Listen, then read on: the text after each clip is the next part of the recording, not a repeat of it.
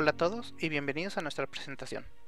En el presente trabajo intentaremos abordar un hecho histórico sin precedentes, el cual es el accidente ocurrido en Chernobyl y sus consecuencias.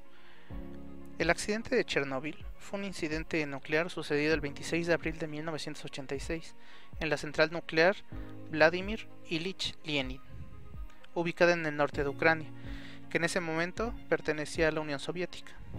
Es considerado el peor accidente nuclear de la historia y, junto con el accidente nuclear de Fukushima en Japón en 2011, como el más grave en la escala internacional de accidentes nucleares.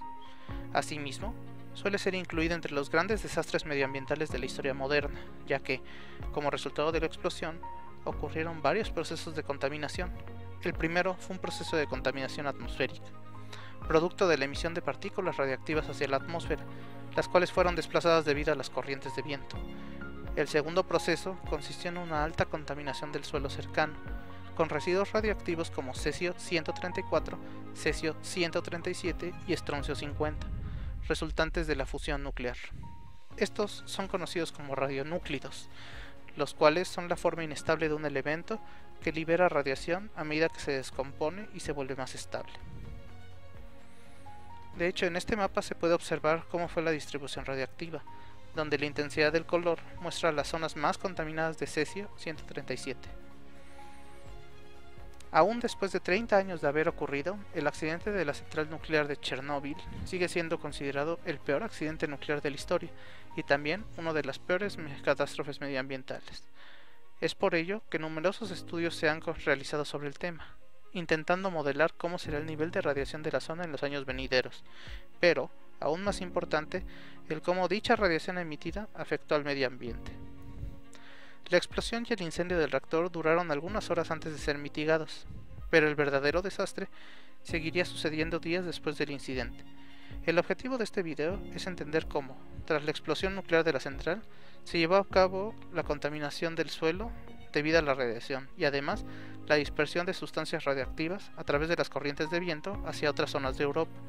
Se busca presentar, mediante el uso de ecuaciones diferenciales ordinarias, un modelo del proceso de contaminación para lograr entender, de forma más analítica y objetiva, los verdaderos costes de dicho accidente. En un suelo contaminado, la distribución vertical de radionúclidos puede ser aproximada por una función exponencial decreciente que se utiliza para todo decaimiento radioactivo, donde C, que depende de X, con unidades becquerelio por kilogramo, es la concentración a la profundidad en X centímetros, siendo becquerelio la unidad que mide la actividad radioactiva. C0 es la concentración de radionúclidos cuando X se aproxima a 0, y el factor alfa en centímetros a la menos 1 es el coeficiente característico de la distribución que depende de las características físico-químicas del suelo, del tipo de radionúclido y del tiempo transcurrido desde la deposición. Esto último es un proceso termodinámico en el cual un gas se transforma en un sólido. En este caso se refiere a cómo la radiación pasa del aire a la Tierra, incrustándose en las primeras capas de la superficie. Con base a las muestras de suelo tomadas en distintas zonas entre los años 1987 a 1990 y midiendo su cantidad de residuos nucleares, se desarrolla el nuevo modelo matemático, el modelo Arrabes, el cual asume que la migración ocurre solamente en dirección vertical y está basada en dos proposiciones fundamentales. Proposición 1. La distribución vertical de radionúclidos en el suelo puede ser descrita por la siguiente ecuación, donde C es la concentración de becquerelio por kilogramo a la profundidad X en el tiempo T, los años desde la deposición. Q de T0 es la deposición inicial de becquerelio por centímetro cuadrado. Rho en kilogramos sobre centímetro cúbico es la densidad media del suelo y lambda la constante de decaimiento del radionúclido. El factor alfa es supuesto una función del tiempo de la siguiente manera. Las constantes tienen la siguiente interpretación. Alfa 0 es un indicador de la situación en el momento de la deposición. Alfa 2 indica el perfil vertical en la situación de equilibrio y alfa 1 es la medida de la movilidad vertical de los radionúclidos. Este modelo ha sido calibrado usando concentraciones de radiocesio medidas después del accidente de Chernobyl en suelos recolectados en la región de Friuli Venezia Giulia y en la localidad de Bellagio, al norte de Italia. Estas tablas muestran los datos obtenidos. Se puede observar cómo al pasar los años, en general, la concentración de radionúclidos baja para cada una de las áreas. Proposición 2. El factor alfa de la distribución es una función del tiempo de la forma La suma de alfa 0 más alfa 2 con unidades centímetros a la menos 1 corresponde al factor del valor alfa cuando t tiende a 0, es decir, el instante de la deposición. El valor de esta suma obtenida en el bosque para cesio 137 es cercano al doble del valor calculado para otras áreas, las praderas. Esto está de acuerdo con la mayor concentración de radionúclidos localizada en las capas superficiales de los suelos del bosque.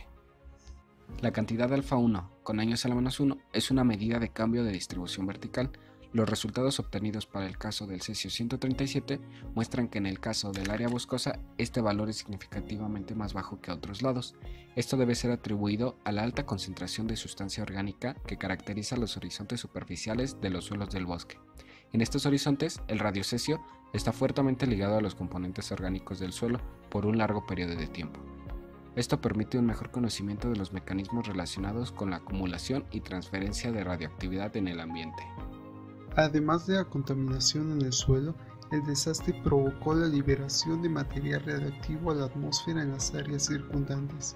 Se estima que se liberaron más de 100 elementos radioactivos cuando explotó el cuarto reactor.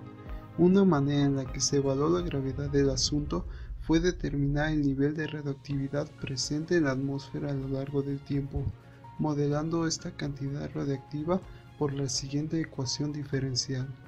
La derivada de m con respecto a t es igual a r por k sobre r menos m, donde m es la cantidad de radioactividad en la atmósfera, k es una constante que indica la velocidad en la cual el material es introducido en la atmósfera, y r es una constante que indica la tasa de desintegración del material en la atmósfera.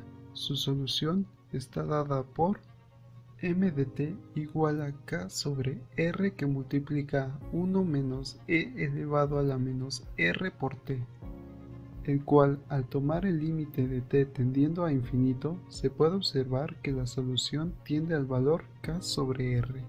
Con ello se puede deducir que la cantidad de radioactividad en la atmósfera va a ser siempre menor al valor k sobre r.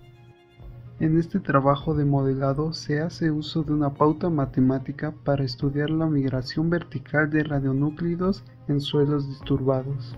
El modelo ha sido calibrado en 3 estaciones experimentales, siendo sensibles a distintas propiedades físico-químicas que caracterizan a las mismas.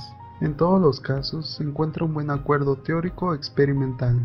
Un gran número de variables físicas desempeñan un rol significativo en la descripción del comportamiento en el suelo de los radionúclidos considerados en ese trabajo y sus consecuencias.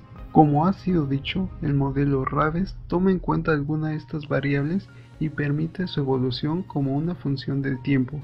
Esto permite un mejor conocimiento en los mecanismos relacionados con la acumulación y transferencia de radioactividad en el ambiente.